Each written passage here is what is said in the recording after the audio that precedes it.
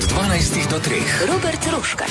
Ja, glede na to, da so prevare danes na vsakem koraku, ravno pred dnevi je v Kranjski Gori nek goljuf naivnim ljudem na domu menjaval RTV sprejemnike in zaračunaval po več 100 evrov, je seveda jasno, da smo Slovenci do tovrstnih obiskov na domu vse bolj nezaupljivi. Zato povsem razumem, da ima Andragoški center Slovenije težave, ko hoče te dni opraviti eno obsežno raziskavo o pismenosti odraslih, a mnogi ne želijo sodelovati, ker seveda mislijo, da spet nekdo nekaj prodaja ali pa se hoče na njihov način okoristiti. Tako da, Petra Javrh, kje imate pravzaprav težave?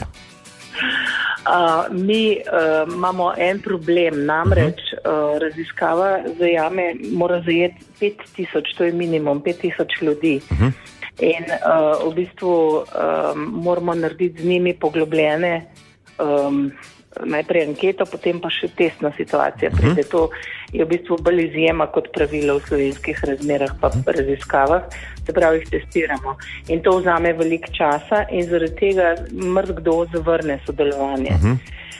Mi pa zato, da bi dobili res dobre podatke, moramo zagotoviti reprezentativen vzorec, kar pomeni, da zdaj poskušamo preko vas medijev nagovoriti nekaj dati informacij, zato da potem anketarji, ki pridejo k ljudem, lahko rečejo, se je bilo po radiju, ali pa da so ljudje celo slišali, aha, to sem pa že slišal, aha, se to pa ni prodajna neka komercialna raziskava, ki jih je zelo veliko in ki ljudje pa to, ker bom rekla, odložijo slušalko. Absolutno, in na nek način jih je treba celo razumeti, ker se ponavadi zlorabe dogajajo na vsakem koraku. No, naj povem, da je ta raziskava nacionalnega pomena, 7 ministrov je podprlo in rezultati bodo pokazali marsikakršne usmeritve na področju izobraževanja in drugih področjih in s tem bodo dobili vpogled vse skupine ljudi, tisti, ki največ potrebujejo državne podpore in kako bi ljudje lahko čim lažje nastopali na trgu dela, tako da se mi zdi, da je zadeva koristna.